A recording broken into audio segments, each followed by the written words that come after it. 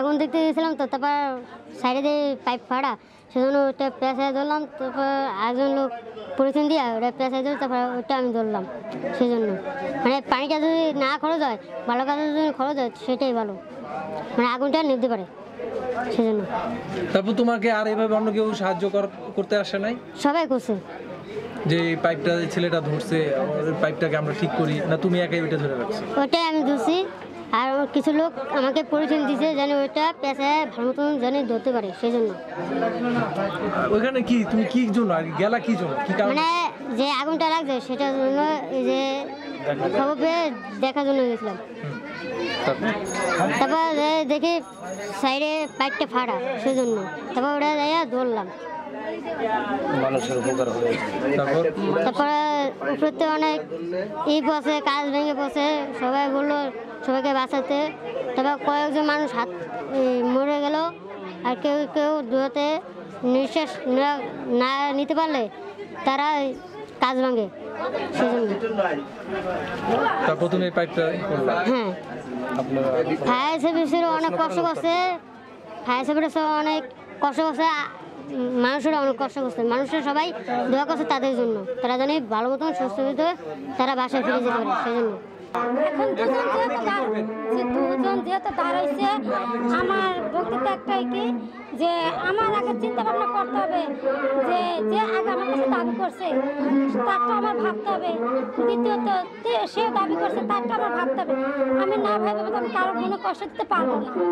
এখন উনি তো বললেন যে আপনি ওনাকে আশ্বাস দিয়েছেন যে উনি প্রথমত উনি আমাকে ফোন দিচ্ছে, যেটা সত্য কথা, আমি মিথ্যা কথা বলতে পারবো না। উনি আমার সাথে এখন আপনি কি দুইজনের থেকে কি সাহায্য সহযোগিতা নেবেন? না, আমি যে কোনো একজন, সেটা আমি ভাইবা তারপর।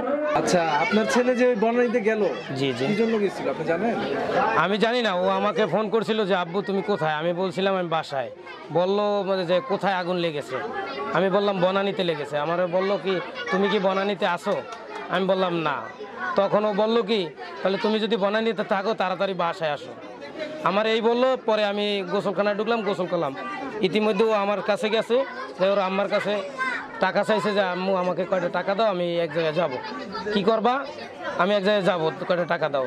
পরে টাকা নিয়ে সে বনানীতে চলে গেছে, আমরা জানি না।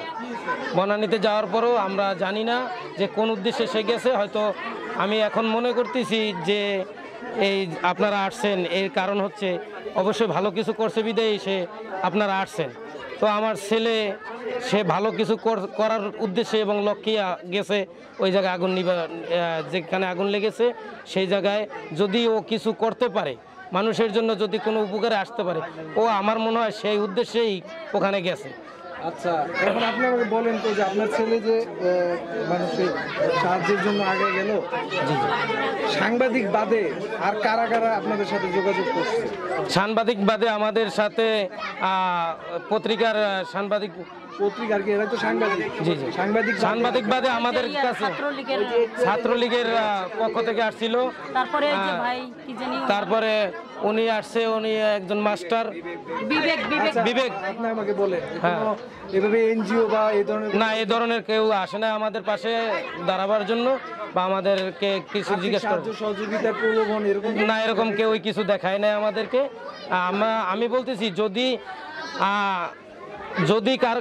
যে কেউ আসে আমাদের আর্থিক সহযোগিতা দেওয়ার জন্য, আমি বলবো আমরা কোটি টাকায় স্বপ্ন দেখে আমরা ঘুমাই না, কারণ কোটি টাকা আমাদের দরকার নেই। আমার দরকার আমার ছেলে যে মহৎ কাজটি এই দেশের জন্য করছে, মানুষের জন্য করছে, সেই কাজের জন্য তার ন্যায্য যে পাওনাটা, সেই পাওনাটা আমি মাননীয় প্রধানমন্ত্রীর কাছে আশা করি, হ্যাঁ, যে সে যেন আমাদের একটা কর্মস্থান সারা জীবনের জন্য সে যেন একটা কর্মস্থান পায়। এবং আমার ছেলের ছোটোবেলারই স্বপ্ন, সে ছোটোবেলাতেই বলতেছে সে পুলিশ হবে, পুলিশের অফিসার হবে। সেই আশাবাদ ব্যক্ত রেখে আমি যে প্রধানমন্ত্রীর শেখ হাসিনার কাছে আমি আশাবাদ ব্যক্ত করি।